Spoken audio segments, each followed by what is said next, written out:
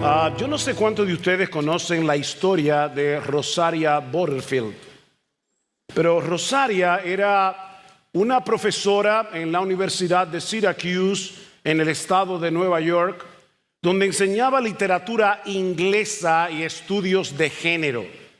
Fue una académica muy destacada, feminista a carta cabal, defensora activa de la comunidad LGBT.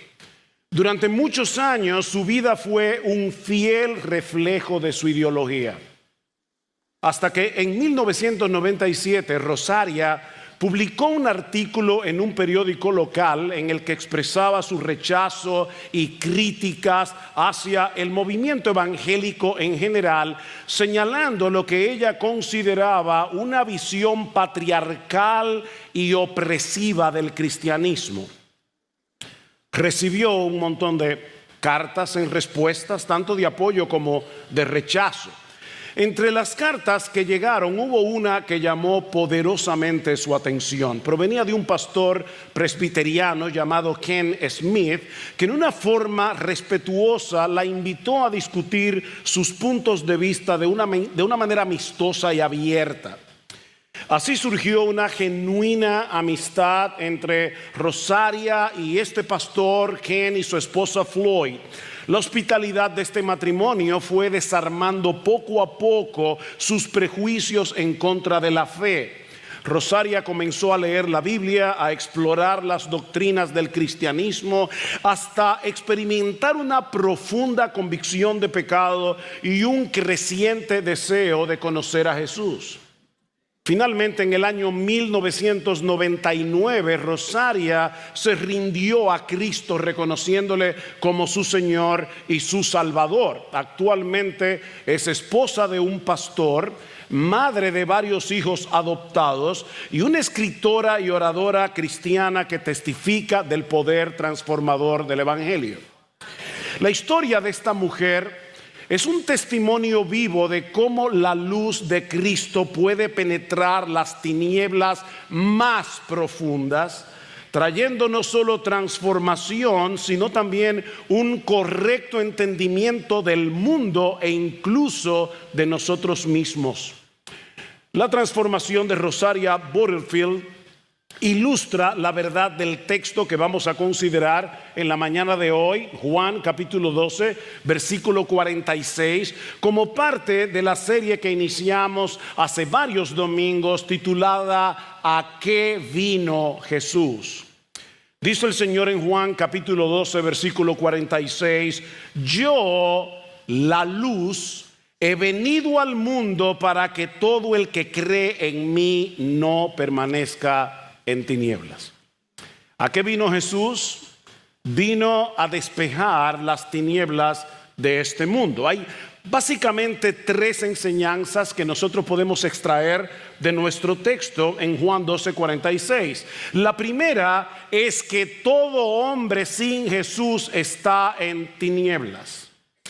Todo hombre sin Jesús está en tinieblas.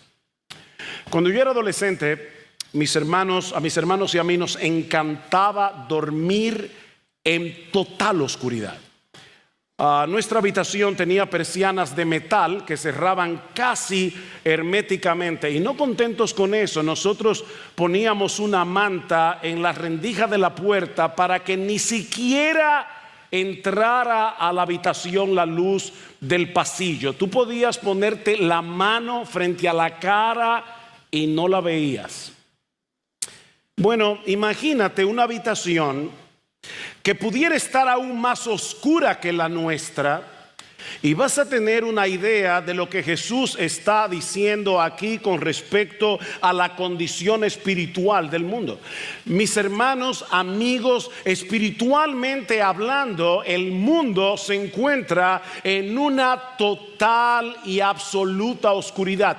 No como una habitación que no tiene mucha luz, sino como una habitación que no tiene nada de luz, con la única excepción de aquellos que creen en Jesús. Mira el texto otra vez. Yo, la luz, he venido al mundo para que todo el que cree en mí no permanezca en tinieblas. Son los que creen en Él, los que no permanecen en oscuridad. El resto está en tinieblas. Es exactamente la misma enseñanza de Jesús en Juan capítulo 8, versículo 2. Y este texto obviamente es muchísimo más conocido que el texto que estamos exponiendo en la mañana de hoy. Yo soy la luz del mundo. El que me sigue no andará en tinieblas, sino que tendrá la luz de la vida. Aparte de los que siguen a Jesús, este mundo anda en tinieblas. Esa es la condición actual natural de todo hombre desde que nuestros primeros padres se rebelaron contra Dios en el huerto del Edén. Nosotros somos criaturas dependientes del Señor. Necesitamos la luz de la palabra de Dios. Mi amigo, tú y yo necesitamos que Dios nos explique cómo son realmente las cosas. Tú y yo necesitamos escuchar la voz de Dios y obedecer la voz de Dios. Y eso fue precisamente lo que Satanás atacó en el huerto del Edén. Primero puso en duda la palabra y luego la contradijo abiertamente. Dice en Génesis capítulo 3, entonces la serpiente dijo a la mujer: no moriréis. Dios le había dicho: el que coma de ese árbol prohibido morirá. No moriréis, sino que sabe Dios que el día que comáis de él serán abiertos vuestros ojos y seréis como Dios, sabiendo el bien y el mal. Ese fue un momento crítico en la historia en el que Eva pensó que ya era capaz de decidir por sí misma quién tiene la razón, Satanás o Dios. Dice en Génesis capítulo 3, versículo 6, que cuando la mujer vio, noten que ella no se está llevando ni de la voz de Dios ni la del diablo. Ahora es su razón autónoma la que está examinando el árbol. Entonces, cuando la mujer vio que el árbol era bueno para comer y que era agradable a los ojos y que el árbol era deseable para alcanzar sabiduría, tomó de su fruto y comió, y dio también a su marido que estaba con ella, y él comió. A pesar de lo que Dios había dicho claramente, la mujer llegó a la conclusión de que el árbol prohibido era bueno, de que el árbol prohibido era agradable, que el árbol prohibido era deseable. Así que ella decidió comer del fruto y darle a su marido. Así fue como las tinieblas penetraron este mundo. Desde entonces el hombre cree que puede por sí mismo, sin la ayuda de Dios y con una mente dañada por el pecado, distinguir lo bueno de lo malo, distinguir la verdad del error, distinguir lo deseable de lo desagradable. Pero ¿sabes qué? Lo cierto es que no podemos. En nuestro razonamiento autónomo no tenemos suficiente luz para distinguir estas cosas. No las tenemos. Pablo dice en Efesios capítulo 4, versículo 18, que el hombre sin Dios anda en la vanidad de su mente, teniendo el entendimiento entenebrecido.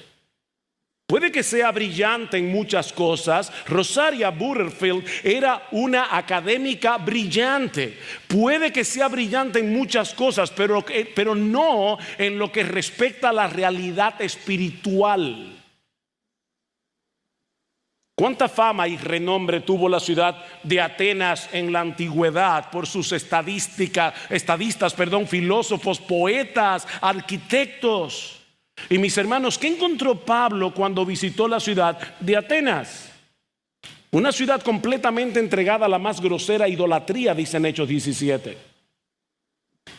La ciudad más culta del planeta.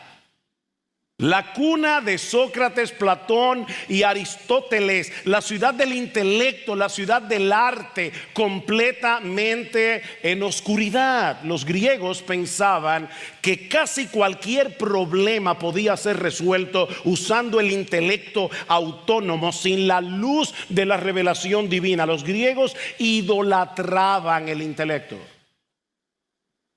Pero Pablo dice en 1 Corintios 1:21 que el mundo no conoció a Dios mediante la sabiduría. En lo que respecta a las cosas espirituales, en lo que respecta a las cosas eternas, a las que en verdad tienen valor, el intelecto es insuficiente porque está entenebrecido. El hombre sin Dios tiene un razonamiento defectuoso.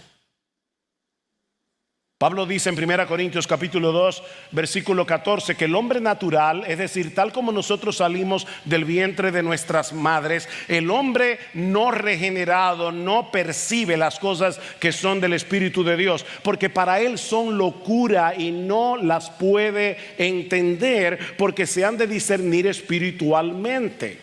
Hay una distorsión en el razonamiento del hombre incrédulo al punto de considerar las cosas de Dios como una estupidez. Yo recuerdo cuando yo no era creyente, para mí todos los cristianos, no importa de qué denominación, todos los cristianos eran imbéciles. Como el incrédulo no puede entender las cosas que son del Espíritu de Dios, las ridiculiza. Eso es lo que Pablo está diciendo. No las puede entender.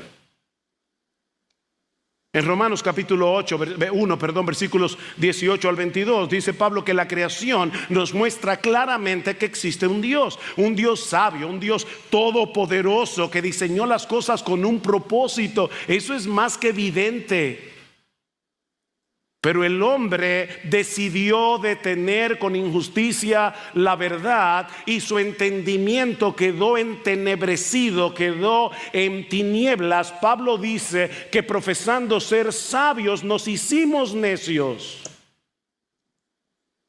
El hombre sin Dios es como un ciego tratando de ver las estrellas. Ni tiene telescopio, ni tiene visión. No tiene la capacidad de ver. Mis hermanos, mi amigo, tú y yo necesitamos un telescopio y necesitamos una milagrosa cirugía ocular en el corazón.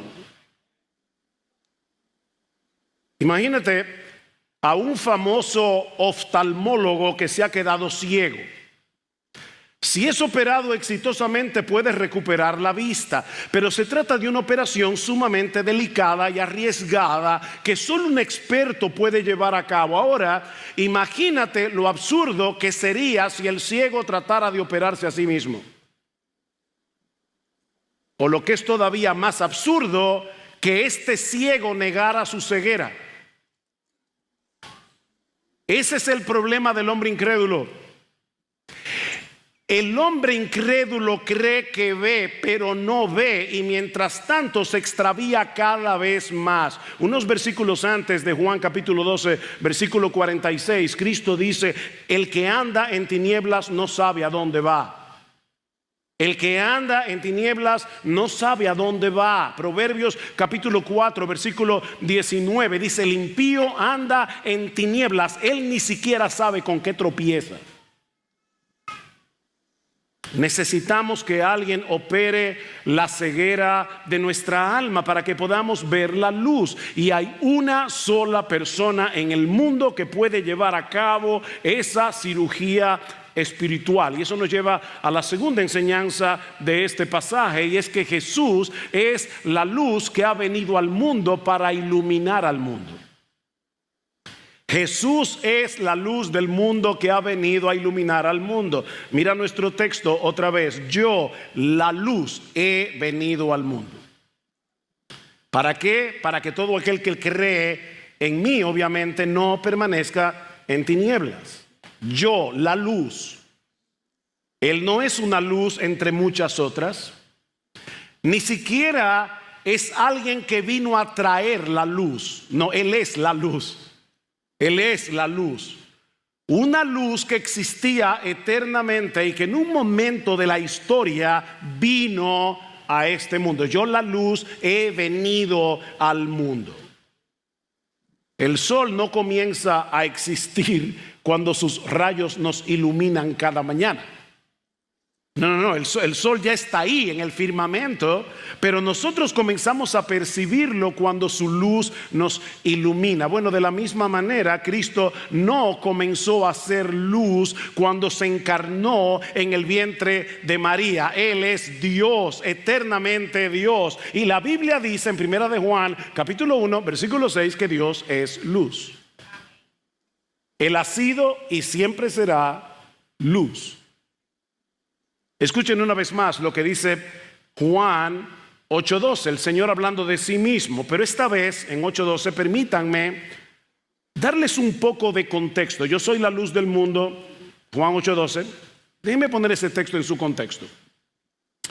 Cada año los judíos celebraban una fiesta religiosa llamada la fiesta de los tabernáculos o la fiesta de Sucot, en la que ellos recordaban ese tiempo en el que Israel anduvo por el desierto camino a la tierra prometida. Muy probablemente en Juan capítulo 8 esta fiesta había concluido el día anterior. Y Cristo se encuentra ahora en el templo de Salomón, y más específicamente en un lugar en el que había un conjunto de lámparas enormes de 25 metros de altura que producían una gran iluminación y que eran encendidas durante la fiesta de Sucot. Esas lámparas simbolizaban la gloria de Dios que guió a Israel por el desierto como una columna de nube y de luz, y al mismo tiempo señalaban hacia la venida futura del Mesías. Ahora, imagínense el impacto de las palabras de Jesús en ese contexto y en ese lugar. Yo soy la luz del mundo. El que me sigue no andará en tinieblas, sino que tendrá la luz de la vida. En otras palabras, yo soy la realidad detrás del símbolo de esas lámparas. Estas lámparas me simbolizan a mí, solo que yo no soy la luz del templo, ni siquiera soy la luz de Israel. Yo soy la luz del mundo, la luz del mundo. No hay una luz para los chinos, no hay una luz para los hindúes, no hay una luz para los que creen en Krishna, no hay una luz para los que creen en Mahoma. No, hay una sola luz en el mundo entero y se llama Jesús. Yo soy la luz del mundo. Y Jesús está usando aquí la fórmula que usa Dios en Éxodo capítulo 3 versículo 14. Recuerdan cuando Moisés le pregunta: cuando los hijos de Israel me pregunten quién eres tú, ¿qué les responderé? Y Dios le dice: diles que yo soy te envió. Y Cristo está diciendo aquí, lo dice 7 veces en el Evangelio de Juan: yo soy la luz del mundo. Algunas personas dicen: todos los caminos llegan a Roma. Sea con Jesús, con Mahoma, con Krishna, con cualquier otro líder religioso, lo importante es que busquemos a Dios sinceramente. No, mi amigo, la sinceridad nunca ha salvado a nadie. Uno puede estar sinceramente extraviado y como quiera está extraviado. Hace unos años mi esposa y yo fuimos a Orlando con unos amigos. El esposo no tenía la menor orientación, pero insistía en que la tenía. Y nos dimos tremenda perdida porque el esposo le decía: mi amor, no es por aquí, no es por aquí, pero él insistía. Hasta que vinimos a parar en uno de los barrios más peligrosos de Orlando. El que está extraviado aunque esté sinceramente extraviado. Jesús es la única luz que tiene este mundo. Jesús es el único camino. Juan 14:6, yo soy el camino y la verdad y la vida. Nadie viene al Padre sino por mí. No hay atajos, no hay múltiples opciones. Solo Jesús tiene la autoridad y el poder para reconciliarnos con Dios. ¿Sabes por qué? Porque solo Él es Dios hecho hombre, quien murió y resucitó por nuestros pecados. Es por eso que en Colosenses capítulo 1, versículo 13, el apóstol Pablo define la conversión diciendo: quien nos libró del dominio de las tinieblas y él mismo nos trasladó, el Padre, al reino de su amado Hijo. Nos libró del dominio de las tinieblas, nos trasladó al reino de su amado Hijo, en el único lugar donde hay luz. Si no tienes la luz de Jesús, estás en tinieblas, por más religioso, moralista o inteligente que tú seas. Estás en tinieblas. Y mira, mi amigo, mantenerte en esa oscuridad es como caminar completamente a ciegas en un campo minado. En mi casa paterna, recordando otra vez, había una puerta de cristal que separaba la sala de la galería. Yo recuerdo un día que el cristal estaba tan limpio que me lo llevé de encuentro. No lo vi. ¿Qué sensación más desagradable? Tú vas caminando y de repente, sin darte cuenta con qué, chocas de frente. El hombre sin Cristo va por la vida chocando con las consecuencias del pecado.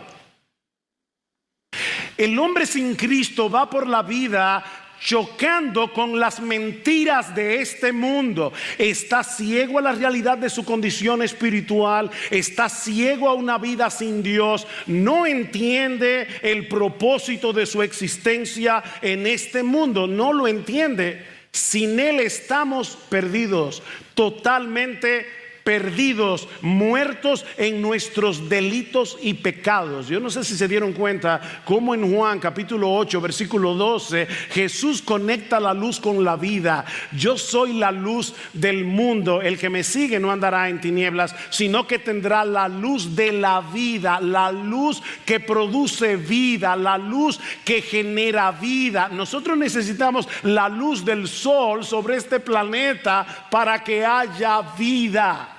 Y así como es en el reino natural, así también es en el reino espiritual. Hablando de Dios, dice el salmista en el Salmo 36, versículo 9, qué hermoso este texto: porque contigo está el manantial de la vida. No simplemente la vida, contigo está el manantial de la vida. En tu luz veremos la luz. En tu luz veremos la luz. Bueno, ese manantial de la vida está en Jesús.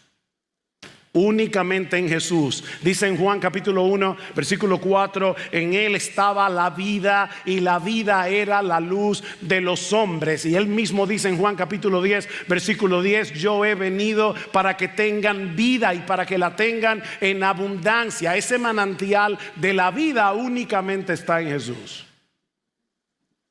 Sin Él no hay vida, sin Él no hay gozo, no hay paz, no hay esperanza. Sin Él no hay perdón, sin Él no hay paz de conciencia, sin Él no hay conocimiento de Dios, sin Él no hay conocimiento de la verdad, sin Él todo permanece en tinieblas, en total oscuridad. Jesús es la luz del mundo. Pero hay una buena noticia en este pasaje, una excelente noticia. Lo que nos lleva a la tercera y última enseñanza de este pasaje. Ya vimos, sin Jesús este mundo está en tinieblas. Ya vimos que Jesús, la luz, vino al mundo para iluminar al mundo. Pero este pasaje también nos enseña que esta luz está disponible para todos por medio de la fe. Esa es la buena noticia. Esta luz está disponible para todos. Vean el texto otra vez. Yo, la luz, he venido al mundo para que todo el que cree en mí, todo el que cree en mí, no permanezca en tinieblas. Ahora, aquí yo quisiera darles un poco de contexto, porque Juan va planteando algo desde el principio del Evangelio que se va complicando hasta llegar a su clímax en el capítulo 12, donde estamos en la mañana de hoy. En Juan capítulo 1, el texto que se leyó al inicio de este servicio de adoración, Juan nos dice varias cosas acerca de Jesús. En primer lugar, que Él es el verbo o el logos de Dios, que es al mismo tiempo Dios. En el principio era el verbo era con Dios y el verbo era Dios. Juan nos está planteando allí la doctrina de la Trinidad. El verbo es Dios, pero al mismo tiempo está en comunión con Dios, cara a cara con Dios. Pero Juan nos dice también que ese verbo de Dios creó todas las cosas. Versículo 3, todo lo que ha sido hecho por Él fue hecho, y sin Él nada de lo que ha sido hecho fue hecho. Pero por otro lado, Juan nos dice que Cristo es la vida y la luz de los hombres. Aquella luz verdadera que alumbra a todo hombre venía a este mundo, en el mundo estaba, el mundo por Él fue hecho, pero ahora, dice Juan, el mundo no le conoció. Y esta es la cuarta enseñanza que encontramos en Juan capítulo 1, y es que a pesar de que la luz vino al mundo, no todos han querido beneficiarse de la luz. En un país como el nuestro, donde se va la luz continuamente, qué bueno cuando llega la luz. Y no me refiero únicamente al hecho de que llega la energía, o sea, que podemos usar los aires acondicionados. No, es que podemos tener luz. Sin embargo, la luz del mundo vino al mundo. ¿Y qué pasó? Bueno, Juan nos plantea lo siguiente en el capítulo 1 de su evangelio: aquella luz verdadera que alumbra a todo hombre venía a este mundo, y estoy leyendo de la Reina Valera. En el mundo estaba y el mundo por Él fue hecho, pero el mundo no le conoció. A lo suyo vino y los suyos no le recibieron. Pero ahora escuchen: mas a todos los que le recibieron, a los que creen en su nombre, les dio potestad de ser hechos hijos de Dios, los cuales no son engendrados ni de voluntad de sangre, ni de sangre, ni de voluntad de carne, ni de voluntad de varón, sino de Dios. Y a partir de este momento, Juan comienza a plantearnos las únicas dos reacciones posibles para aquellos que se exponen a la luz. Unos la abrazan por la fe, otros la rechazan. Juan capítulo 3, versículo 18: el que en Él cree no es condenado, pero el que no cree ya ha sido condenado, porque no ha creído en el nombre del unigénito Hijo de Dios. Y ahora escuchen: y esta es la condenación, que la luz vino al mundo, y los hombres amaron más las tinieblas que la luz. El problema no es intelectual. El problema no es que nosotros no tenemos suficientes evidencias en la Biblia para creer que la Biblia es la palabra de Dios y que Jesús es el Hijo de Dios. No es un problema intelectual, es un problema moral. La luz vino al mundo, pero los hombres todos amamos más las tinieblas que la luz. Unos creen, otros no creen. Juan capítulo 8, versículo 12: yo soy la luz del mundo, el que me sigue no andará en tinieblas. El que me sigue. Obviamente el que no sigue a Jesús permanece en las tinieblas de la muerte espiritual. Y así llegamos al capítulo 12 del Evangelio de Juan. Recuerden, dos reacciones. La luz vino al mundo, unos abrazan la luz por la fe, otros la rechazan. Llegamos al capítulo 12 del Evangelio de Juan, donde la incredulidad de los judíos alcanza su punto más alto. Vayan conmigo a Juan capítulo 12, versículo 35. Y ahora van a poder entender lo que Jesús declara en el versículo 46. Lo van a poder entender mejor. Dice en el versículo 35: Jesús entonces les dijo: todavía por un poco de tiempo la luz estará entre vosotros. Caminad mientras tenéis luz, para que no os sorprendan las tinieblas. El que anda en la oscuridad no sabe a dónde va. Mientras tenéis la luz, creed en la luz, para que seáis hijos de la luz. ¿Qué expresión? Creed en la luz para que seáis hijos de la luz. Estas cosas habló Jesús y se fue y se ocultó de ellos. Pero aunque había hecho tantas señales, incluyendo el hecho de haber resucitado a un muerto en el capítulo anterior, y los judíos lo vieron, y en vez de postrarse en adoración delante de él, quisieron matar a Jesús y quisieron matar a Lázaro, el que había estado muerto. Dice Juan, estas cosas habló Jesús, pero aunque había hecho tantas señales delante de ellos, no creían en él. Wow. ¿Qué se necesita para que un ser humano crea en Jesús? Bueno, déjame decirte algo.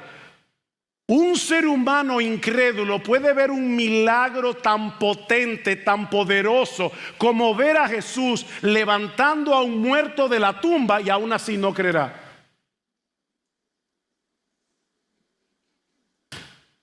Se requiere un milagro en el corazón. Se requiere un milagro en el corazón. Vean el versículo 42.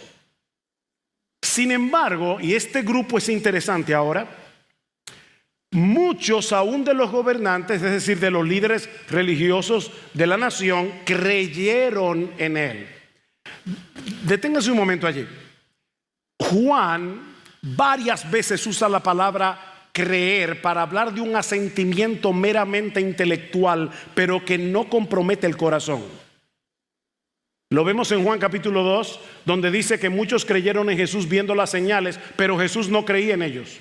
Ellos decían creer en Jesús, pero Jesús no creía en su profesión de fe. Así que ahora Juan está diciendo, aún de los gobernantes muchos creyeron en él, pero por causa de los fariseos no lo confesaban para no ser expulsados de la sinagoga, porque amaban más el reconocimiento de los hombres que el reconocimiento de Dios. Lo que Juan nos está diciendo aquí es que estas personas tenían un mero asentimiento intelectual, una aceptación intelectual sobre quién era Jesús, pero no creían realmente.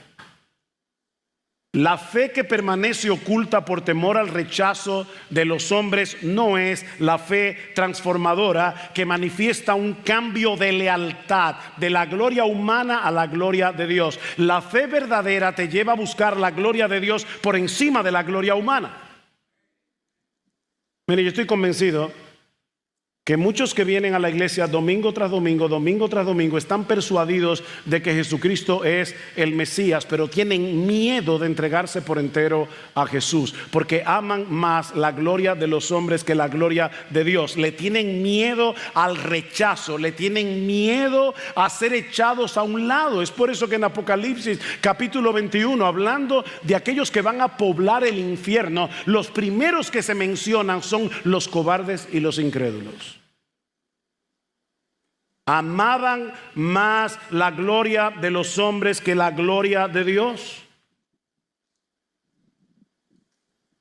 Mira, mi amigo, creer en Cristo a medias es no creer en Cristo. Creer en Cristo a medias es no creer en Cristo. Este amor por la aprobación humana es incompatible con la verdadera fe. De hecho, el mismo Jesús le dice a los judíos en Juan capítulo 5, versículo 44, ¿cómo podéis creer vosotros si recibís gloria los unos de los otros y no buscáis la gloria que viene del Dios único? Es que una persona que está buscando gloria humana no puede creer. No puede creer. El problema del hombre con Jesús es que Jesús compite con nuestra gloria. Yo no quiero que me apeen del trono. Yo no quiero que otro, aunque sea Jesús, reciba más gloria que yo. Es imposible creer para una persona que ama la gloria de los hombres. Mi amigo, si tú quieres beneficiarte de su luz, tienes que entregarte por entero a Él. Y lo que eso significa es que debes aceptar el mensaje del Nuevo Testamento acerca de Jesús, que Él es el Dios encarnado que murió y resucitó para salvarnos, y debes confiar en ese Jesús como el único que es poderoso para perdonar todos tus pecados y darte por gracia la vida eterna en Él. Eso es creer. Yo creo lo que la Biblia dice acerca de Jesús. Él es Dios que murió y resucitó por nuestros pecados. Yo tengo que creer que Él murió en una cruz para que todo aquel que en Él cree no se pierda, mas tenga vida eterna. Yo tengo que creer que Él murió por mis pecados. Yo tengo que creer que Él resucitó al tercer día para mi justificación. Es algo absolutamente personal. Es aceptar su señorío y su autoridad sobre todas las áreas de tu vida. Es renunciar a la ilusión de que puedes gobernarte a ti mismo. Es renunciar a la ilusión de que tú puedes guiar tu vida descansando únicamente en tu razonamiento autónomo y aceptar su palabra como el fundamento y el contenido de tus creencias, como la guía final de tus decisiones y como el tribunal final de tu conciencia. Eso es creer. Eso es aceptar a Jesús. Eso es abrazar a Jesús. Eso es lo que implica en la práctica que la luz del mundo venga a ser tu luz. Tu luz, no la luz, tu luz. Son los que siguen a Jesús los que no andan en tinieblas, no los que se siguen a sí mismos. No los que confían en sí mismos. Por eso es que Dios te ha traído en esta mañana a escuchar su palabra. Dios te ha traído, sí, yo sé que tú aceptaste la invitación, pero Dios te ha traído a escuchar su palabra, porque ese es el instrumento que Él usa para traer a los hombres de la oscuridad a la luz de Jesús. ¿Qué dice Pablo en 2 Corintios capítulo 4? Pero si nuestro evangelio está aún encubierto, entre los que se pierden está encubierto, en los cuales el Dios de este siglo cegó el entendimiento de los incrédulos para que no les resplandezca la luz del evangelio de la gloria de Cristo, el cual es la imagen de Dios. Ellos son esclavos, están ciegos, y el diablo quiere hacer todo lo posible por mantenerte en esa ceguera. Pero ¿saben qué hace Pablo? A pesar de la realidad de que el hombre está ciego a la palabra de Dios, que Pablo como quiera predica la palabra. Dice en el versículo 5: porque no nos predicamos a nosotros mismos, sino a Jesucristo como Señor, y a nosotros como vuestros siervos por amor a Jesús. Pablo, ¿y por qué si el hombre está ciego tú insistes en predicar la palabra? ¿Qué sentido tiene eso? Bueno, la razón está en el versículo 6. Porque Dios, he aquí por qué yo predico la palabra, porque Dios, que mandó que de las tinieblas resplandeciese la luz, es el que resplandeció en nuestros corazones para iluminación del conocimiento de la gloria de Dios en la faz de Jesucristo. O sea, mientras la palabra de Dios está siendo predicada, el Espíritu Santo se está moviendo en medio de los oyentes, y a los que Él quiere les dice: sea la luz, y de repente tú ves lo que nunca en tu vida habías visto. Que no hay en este mundo nada que sea más valioso, nada que sea más glorioso, nada que sea más deseable que Jesús. Por eso predicamos la palabra. Y déjenme decirles, mis hermanos, no es solamente al incrédulo que el Espíritu Santo ilumina el entendimiento para que vean la gloria de Jesús. Es que a nosotros también. De hecho, Pablo no está escribiendo aquí un tratado para incrédulos. Él está escribiendo una carta a una iglesia. Y le está diciendo a la iglesia, cuando la palabra de Dios es predicada en el poder del Espíritu Santo, más luz y más luz y más luz viene al corazón para entender quién es Jesús y lo que Él ha hecho por nosotros. Tú y yo necesitamos venir a la iglesia cada domingo para recibir más luz y más luz y más luz. Predicamos el evangelio Porque el mundo necesita ser iluminado con la luz de Cristo.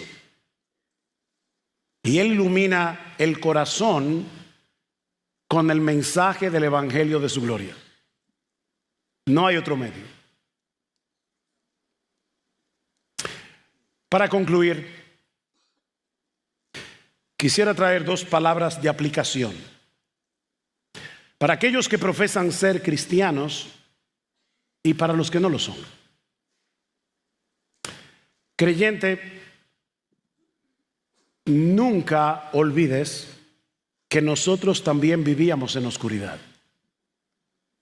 sin esperanza y sin Dios en el mundo, hasta que Cristo nos encontró.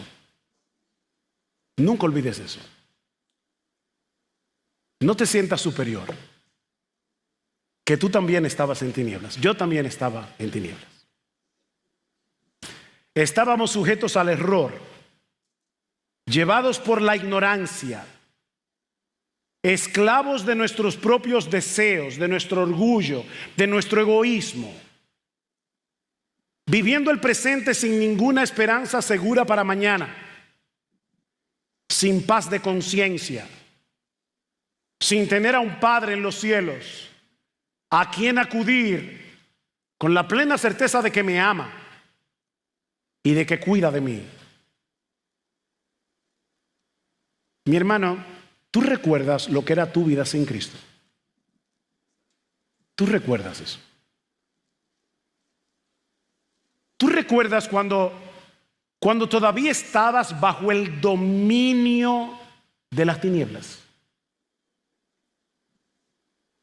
¿Tú recuerdas lo que era vivir a expensas de ti mismo? Me acuerdo de una canción de Joan Manuel Serrat, era una de mis favoritas, que dice en una parte: andar y andar buscando verdades para encontrar siempre otra pregunta, ir y venir y no llegar nunca. Esa era mi vida cuando yo no era cristiano. Andar y andar buscando verdades, y siempre surgía otra pregunta y otra pregunta y otra pregunta. Ir y venir y no llegar nunca. ¿Tú recuerdas ese tiempo? Cuando tú no tenías ninguna promesa a la cual echarle mano en tiempos de aflicción. Ninguna promesa real. A veces estamos viendo una película, mi esposo y yo, y de repente hay una situación terrible y alguien le dice al otro: I promise que todo estará bien. ¿Y cómo una persona puede prometer eso? ¿De verdad? Yo te prometo que todo va a estar bien. Nadie puede prometerte eso. Dios sí. ¿Tú recuerdas cuando tú no tenías alivio a tu conciencia culpable? Cuando tú no tenías la certeza del perdón y de la vida eterna. Cuando tú no sabías para qué te levantabas cada mañana. ¿Tú recuerdas eso? Cuando tú decías: ¿para qué rayos estoy aquí? ¿Cuál es el propósito de mi existencia en este mundo? ¿Tú recuerdas eso?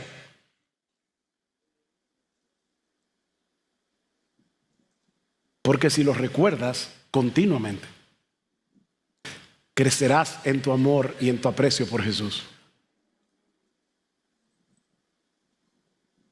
Si lo olvidas, el fuego de tu amor comenzará a apagarse. Alguien dijo una vez que si los amaneceres fueran cada 100 años, los aguardaríamos, el mundo aguardaría los amaneceres como un espectáculo increíble. Pero como pasa cada mañana, no le hacemos mucho caso. Mi hermano, no dejes que la familiaridad con Jesús disminuya ante tus ojos el brillo de su hermosura. Vienes todos los domingos, escuchas predicaciones que exaltan a Cristo, lees la palabra, te encuentras con Cristo, pero te familiarizas tanto con Él, te familiarizas tanto con su gracia, te familiarizas tanto con su bondad, que ya no despierta tu corazón en adoración a Él. La luz del mundo es la luz de nuestras almas. Wow. La luz del mundo es nuestra luz.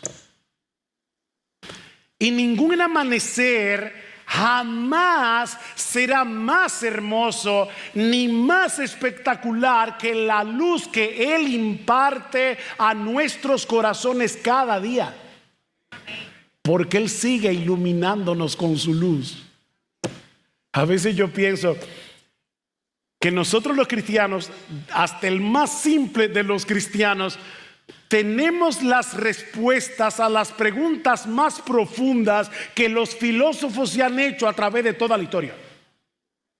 El más simple de los cristianos. Yo sé qué hago aquí. Yo sé quién me trajo a este mundo. Yo sé para qué vivo. Yo sé para qué me levanto cada mañana. Y no porque soy más inteligente que tú, sino porque la luz de Jesús iluminó mis tinieblas.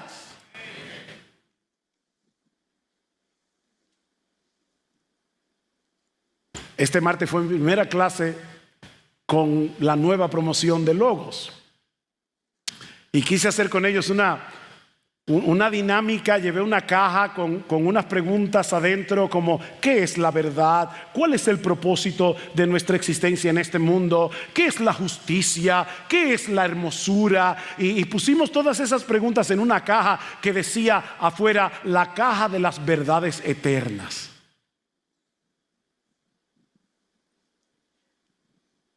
Aquí están las respuestas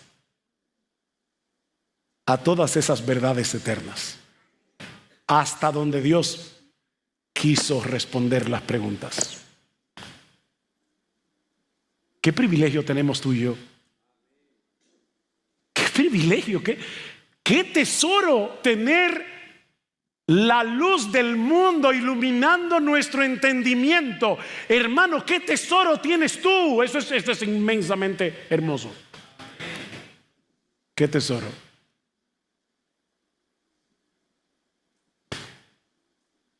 Su luz nos alumbra cada día para que andemos como hijos de luz. Pero si tú estás aquí sin Cristo, yo te ruego con todo mi corazón, no continúes vagando por el desierto de este mundo en total oscuridad, cuando la luz de este mundo te está invitando a venir para andar en su luz.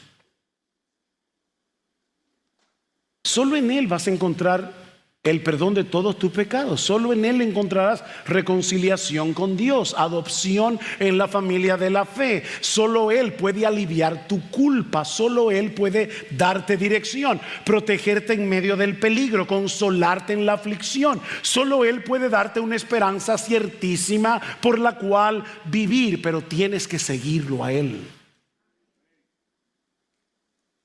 Tienes que creer en Él, tienes que depositar tu confianza en Él.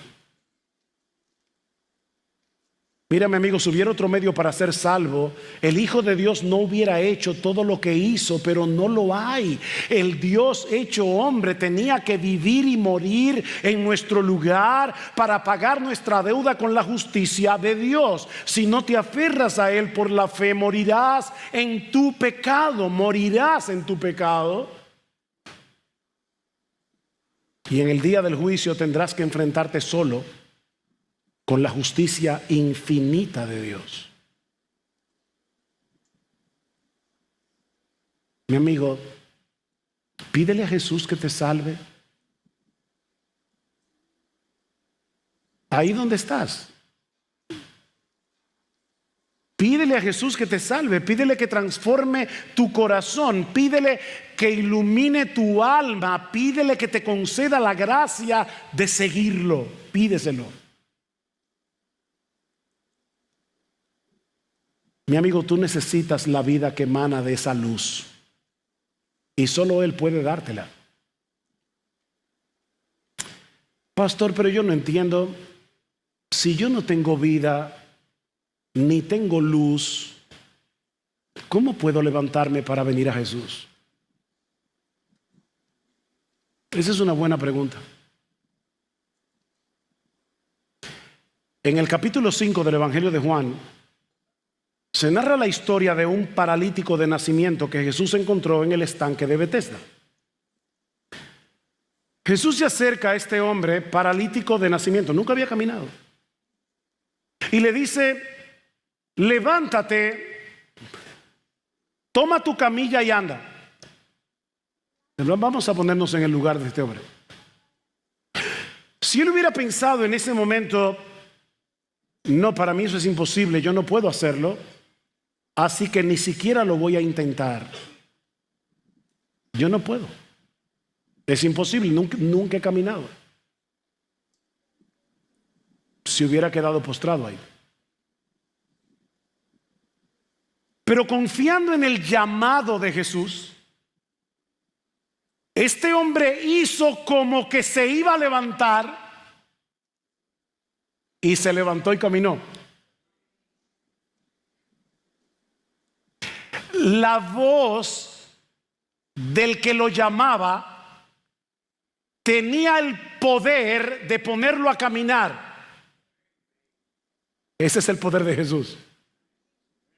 Él llama en el Evangelio a muertos, Él llama a muertos, un valle de huesos secos, Él llama a muertos para que vengan a Él.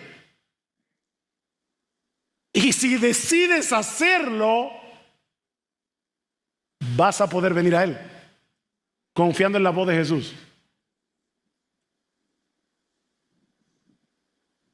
Tú no tienes excusas. Ven a Cristo. Y ven ahora. Ven a Cristo y ven ahora.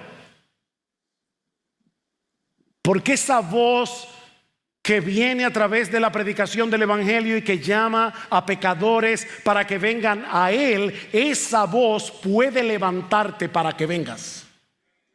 Pero tú tienes que venir. Tú tienes que creer. Tú tienes que arrepentirte. Tú tienes que abrazar a Jesús por la fe. Oh, que el Señor conceda a muchos en esta mañana la gracia de encontrar en Él la luz que sus almas necesitan. Esa luz está disponible en esta hora para todo aquel que cree. Mi amigo, no abandones este lugar. No abandones este lugar.